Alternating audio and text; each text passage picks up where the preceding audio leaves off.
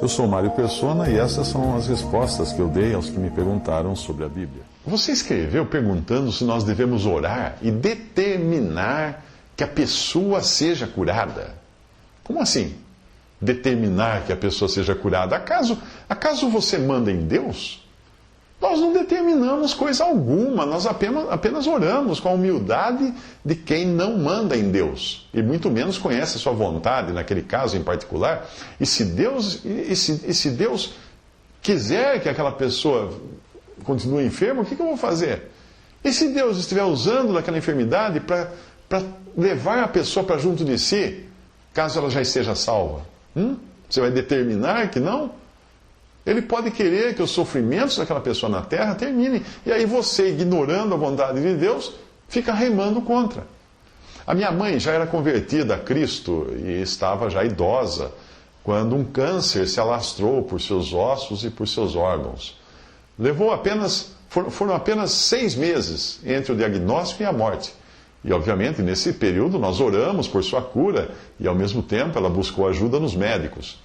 Depois de algum tempo, sofrendo os efeitos da quimioterapia e da radioterapia e da idade também, ela decidiu que era hora de parar e apenas esperar o Senhor vir buscá-la. E assim ela ficou em absoluta paz nos seus últimos dias, tomando remédio para dor e tudo mais. Mas chegou até a escolher, 2 dias antes, ela escolheu a roupa com que ela queria ser sepultada e deu ordens finais para nós, seus filhos, quanto aos lugares onde ela guardava determinadas coisas, documentos e tudo mais. Eu e as minhas irmãs sempre nos lembrávamos da história que ela nos contava, minha mãe nos contava, quando ainda adolescente. Ela era muito católica e a sua mãe estava à morte, também vítima de câncer, e a minha mãe ficava à beira da cama fazendo orações incessantes pela cura da minha avó. Mas um dia minha avó disse a ela: Ruth, Deus quer me levar e você com as suas orações só está atrapalhando. Então ela parou de orar e a minha avó faleceu. Na véspera do Senhor levar a minha mãe, uma empregada convidou alguns irmãos da sua igreja pentecostal para irem lá. O líder deles, numa atitude bem prepotente, queria entrar no quarto para orar pela cura da minha mãe e eu não permiti. Ele ficou frustrado, ele ficou bravo. Ele falou de queixo erguido, assim, enquanto há vida, há esperança. Tá. Mas eu sabia que se eu permitisse ele entrar no quarto, a sua oração seria acompanhada de toda aquela gritaria que é marca registrada no pentecostalismo, com coisas como: eu repreendo a enfermidade, profetizo a cura, sai Satanás, queima a doença, aleluia, glória a Deus, repreende o diabo. Imagina isso, essa gritaria no quarto de uma pessoa moribunda. Fazer isso numa pessoa naquela condição e que já tinha descansado, não é? Tendo desejo de partir, estar com Cristo, porque isso ainda é melhor, como Paulo fala em Filipenses 1:23, fazer isso seria apenas crueldade religiosa, seria tortura. Eu também sabia do caso, né? Quando aconteceu, eu sabia, já tinha uma experiência no caso de um crente na minha cidade que, apesar da oração da pastora, ele veio a falecer. E aí, quando a família foi perguntar para a pastora: por que ele morreu, pastora, com tanta oração que a senhora fez? Ela disse para a família que ele morreu porque não tinha fé. Eu e minhas irmãs e cunhados combinamos de não fazermos nenhum espetáculo no quarto quando a minha mãe começasse a dar os seus últimos suspiros. Por isso nós ficamos em silêncio, em volta da cama, porque é sabido também que em momentos assim a pessoa pode escutar choros, lamentos e buscar forças para não morrer. Isso só aumenta a agonia. Você já deve ter visto nos filmes da TV, do cinema, o socorrista insistir para aquele que foi baleado: fique comigo, abra os olhos, fica aqui, abra os olhos. É mais ou menos isso que acontece, né? Porque, claro que no caso ali ele quer que a pessoa permaneça desperta para poder levar para o hospital. Nós combinamos isso, porque a gente já sabia que não tinha retorno.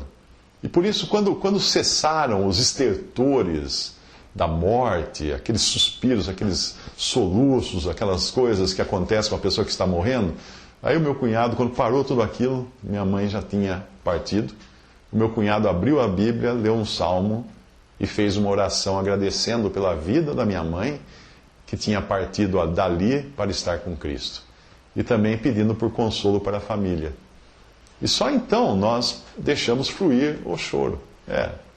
Não precisamos orar por ela, para a salvação dela, porque ela já tinha confessado, estava esperando, ela apontava para a janela e falava assim: meu filho, o Senhor vem me buscar por ali. Olha, ela mostrava o céu apontando para a janela. O Senhor vem me buscar por ali. Se alguém estiver doente, ore pela cura dessa pessoa, mas também para que Deus guie as mãos do médico se ela for passar por uma cirurgia. Ore também para o Senhor dar coragem e consolo ao enfermo, para tirar o seu desconforto e tirar outras dificuldades que vêm com a doença. Mas eu pensaria 2 vezes antes de orar por um incrédulo enfermo. Eu oraria, sim, pela sua conversão. Porque nós nunca sabemos se é aquela enfermidade que Deus está usando para levá-lo a crer em Jesus. E tudo o que fazemos deve ter comunhão com o pensamento do Pai, para nós sabermos como pedir corretamente. Não só o que e como pedir, mas também quando não pedir, quando não orar. Na Bíblia fala não orar para pecados de morte. Nós temos que ter consciência disso, que a oração nem sempre é aquilo que devemos fazer. E às vezes nós não devemos pedir, porque pedindo, por mais que pareça lógico para nós estaríamos indo na contramão da vontade do Pai.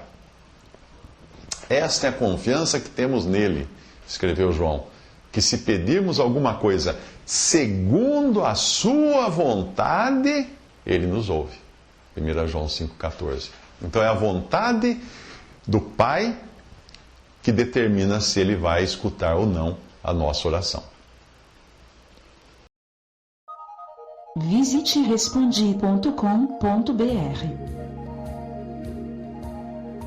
Visite 3minutos.net.